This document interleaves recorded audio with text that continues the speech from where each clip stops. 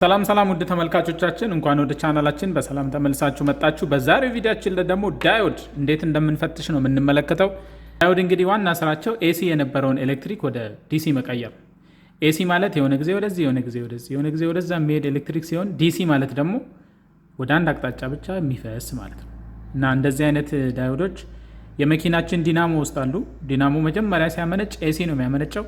ከዛ በኋላ ግን ባትሪያችን ጋር ሄዶ ባትሪውን ቻርጅ ለማድረግ ደግሞ ወደ ዲሲ መቀየር አለበት።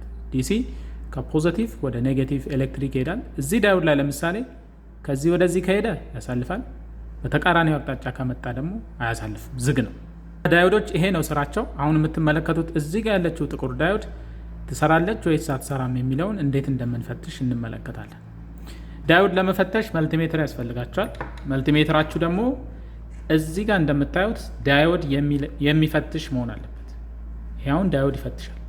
ከዛ ዳዮድ መፈተሻው ላይ ታረጉትና ዳዮድ መፈተሻው ላይ ስታረጉት እዚች ጋር የዳዮድ ምልክት ከመጣላችሁ በትክክል የዳዮድ መፈተሻው ላይ አድርጋችሁታል ማለት ነው። ከዛ ምንድነው የምናደርገው? እዚህ ጋር አምጥተን እነዚህን እግሮች እንለካለን ማለት ነው። ወደ አንድ አቅጣጫ ማሳለፍ አለበት። የመልቲሜትራችንን እግሮች ገልብጠን ስናየው ደግሞ ማሳለፍ የለበትም። እስኪ አሁን ይሄ ዳዮድ ይሰራል ወይስ አይሰራም የሚለውን እንፈትሽ። ይሄው መልቲሜትር ጫፋችን እንደዚህ እናመጣለን። ከዛ አንደኛውን የመልቲሜትር ጫፍ የዳዮዱ አንደኛው እግር ላይ ታረጉታላችሁ። አንደኛው እግር ላይ ይሄው፣ ሌላኛውን ደግሞ ሌላኛው እግር ላይ ታረጉታላችሁ። አሁን ይሄ 00 እያነበበ ነው። 00 እንደዚህ ካነበበ ዳዮድ ተቃጥሏል፣ ሾርት አድርጓል ማለት ነው። እስቲ ገልብጠን እንየው። ያው 00 ካነበበ ዳዮድ መልሳችሁትም ስታረጉት ያው 00 ነው የሚያነበው። አሁን ይሄኛው ዳዮድ ሾርት አድርጓል፣ ተቃጥሏል ማለት ነው። የሚቃጠለው መቼ ነው? ወደዚህ አቅጣጫ ብዙ ኤሌክትሪክ በውስጡ እንዲፈስ ከተደረገ ይቃጠላል። ወደ ተቃራኒ አቅጣጫ ከአቅም በላይ የሆነ ቮልቴጅ ከተለቀቀበትም ይቃጠላል። አሁን እችኛዋ ዳዮድ ተቃጥላለች። ወደ ሁለቱም አቅጣጫ አድርገን ኢንፊኒቲ ቢያነብ፣ አሁን ይሄ መልቲሜትር ኢንፊኒቲ ሲያነብ እንደዚህ ነው። ኢንፊኒቲ ቢያነብ ያኔ ደግሞ ክፍት ሆኗል፣ ኦፕን ሆኗል ማለት ነው። እችኛዋ ዳዮድ ግን ተቃጥላለች። ጥሩ፣ እንቀጥልና እስቲ ሌሎቹን ዳዮዶች ደግሞ እንፈትሽ። ይሄኛውን ዳዮድ ለምሳሌ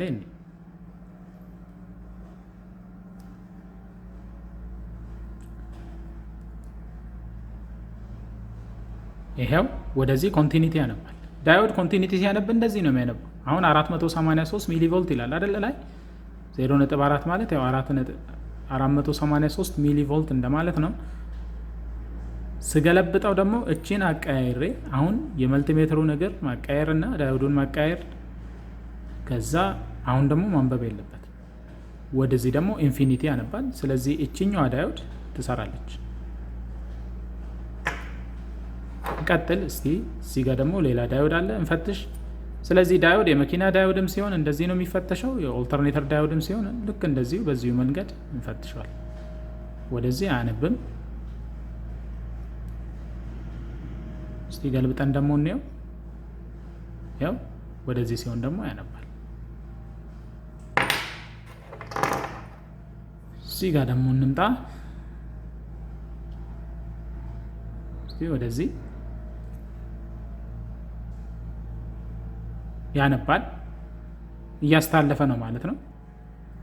ስንገለብጠው ደግሞ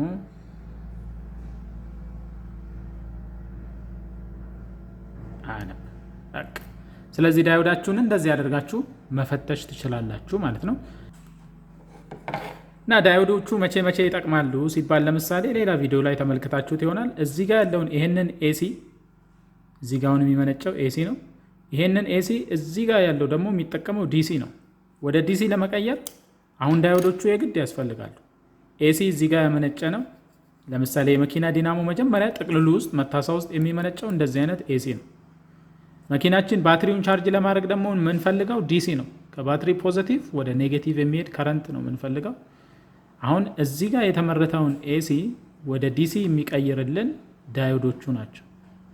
መኪና ላይ 6 ዳዮዶች 3 ስለሆነ እዚህ ጋር ጥቅልሉ ይሄ አንድ ነው አይደል?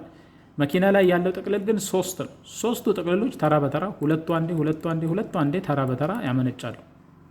እነዛ ተራ በተራ ያመነጩትን ሰብስበን እዚህ ወደ ዲሲ የምንቀይረው እንደዚህ ያሉ ዳዮዶችን ተጠቅመን ነው። ዳዮዶቹ በቅደም ተከተል ወደ አንድ አቅጣጫ የሚሄደውን እየከለከሉ ወደ ሌላ አቅጣጫ የሚሄደውን ያሳልፋሉ። ስለዚህ ዳዮድን እንደምን ልታዩት ትችላላችሁ? ወደ አንድ አቅጣጫ ብቻ እንደሚከፈት በር ልታዩት ትችላላችሁ። በሩ በተቃራኒ አቅጣጫ ከመጣችሁበት አያሳልፍም። አሁን ይሄ በር ወደዚህ ከመጣችሁበት አያሳልፍም፣ ወደዚህ ከመጣችሁበት ግን ተከፍቶ ያሳልፋችኋል። በቃ ዳዮድ ባጭሩ በር ማለት ነው፣ ወደ አንድ አቅጣጫ የሚያሳልፍ በር። ችኛዋ ዳዮድ ወደዚህ ከሄዳችሁ ታሳልፋለች፣ ወደዚህ ለሚመጣ ኤሌክትሪክ ደግሞ ዝግ ነች።